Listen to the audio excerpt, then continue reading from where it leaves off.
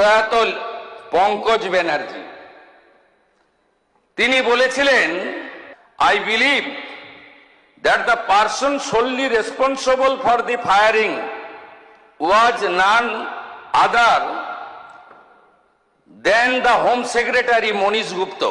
Commission কেন তৎকালীন মুখ্যমন্ত্রী মমতা বন্দ্যোপাধ্যায়কে ডাকেননি সেটা তো বলা বড় মুশকিল।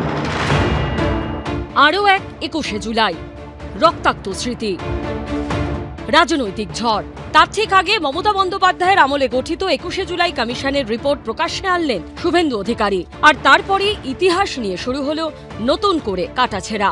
সেদিন কে ধর্মতলায় গুলি চালানোর নির্দেশ দিয়েছিলেন, কার দায়, কাদের দোষ, এই আবহেই বারবার উঠে এলো তৎকালীন স্বরাষ্ট্র সচিব, পরে মমতা বন্দ্যোপাধ্যায় সরকারের মন্ত্রী মনীশ গুপ্তর নাম।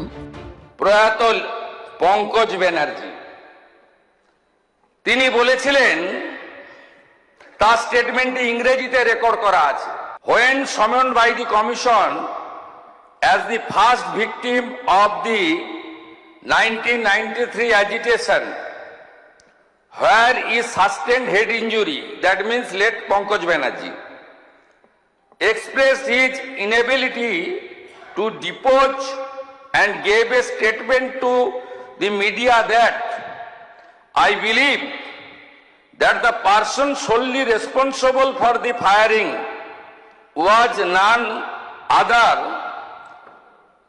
than the Home Secretary Monish Gupta.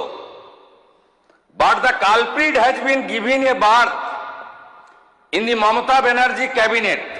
1993 সালের 21শে জুলাই যেদিন গুলি চলেছিল তখন স্বরাষ্ট্র সচিব ছিলেন মনীশ গুপ্ত, অর্থাৎ আমলা হিসাবে যিনি পুলিশ দেখতেন। পরে এই মনীশ গুপ্তকেই তৃণমূলের প্রার্থী করেন মমতা বন্দ্যোপাধ্যায়, বিধায়ক হন তিনি। মনীশ গুপ্তকে বিদ্যুৎ মন্ত্রী করেন মমতা বন্দ্যোপাধ্যায়, প্রথমে মন্ত্রী, তারপর তাকে রাজ্যসভাতেও পাঠায় তৃণমূল। এই নিয়ে বারবার সমালোচনার মুখে পড়েছেন মমতা বন্দ্যোপাধ্যায়। বারবার প্রশ্ন উঠেছে, 21শে জুলাইয়ের ঘটনায় যার দিকে বারবার অভিযোগের আঙুল উঠেছে তাকে কি করে মন্ত্রী থেকে সাংসদ করলেন মমতা বন্দ্যোপাধ্যায়? আইন অনুযায়ী প্রয়োজনীয় যথাযথ নির্বাহী তদন্ত এক্সিকিউটিভ ইনকোয়ারি হয়েছিল বলে কমিশন মনে করে না। মহাকরণ থেকে সমস্ত প্রাসঙ্গিক নথিপত্র কেন পাওয়া যাচ্ছে না তা গ্রহণযোগ্য বলে মনে করা হয়নি। তিনি তথ্য সরবরাহ করেননি, তিনি একটাও নথি দেননি, কারণ ওনার পাওয়ার মিনিস্টার ফেঁসে যাওয়ার প্রভূত সম্ভাবনা ছিল। মনীশ গুপ্ত নিশ্চিতভাবে হোম সেক্রেটারি ছিলেন। আপনাদের খেয়াল রাখতে হবে যে এই ধরনের কোনো ঘটনায় এগুলো কিন্তু সমস্তটাই রাজনৈতিক শক্তি যারা থাকেন, এটা হোম সেক্রেটারি তিনি নির্দেশও দিতে পারেন না, তিনি রিপোর্টও লিখতে পারেন। সেখানে কিন্তু হোম মিনিস্টার কোন পার্টি সরকারে রয়েছে, কোন পার্টি কে পুলিশ মন্ত্রী বা মুখ্যমন্ত্রী, এটা রাজনৈতিকভাবে স্থির হয়। যদিও 21শে জুলাইয়ের গুলি চালানোর ঘটনায় জড়িত থাকার অভিযোগ বারবার অস্বীকার করেছেন মনীশ গুপ্ত। যেগুলো একদম সম্পূর্ণভাবে ভিত্তিহীন।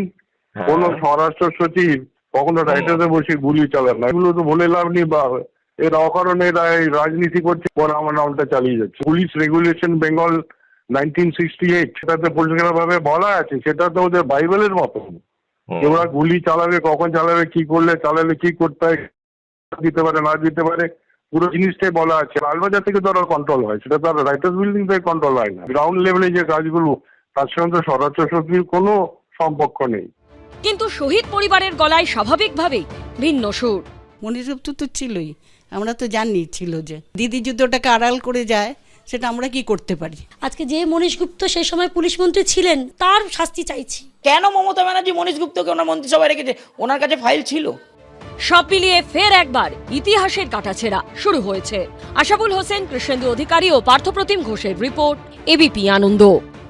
এবিপি আনন্দ, এগিয়ে থাকে, এগিয়ে রাখে।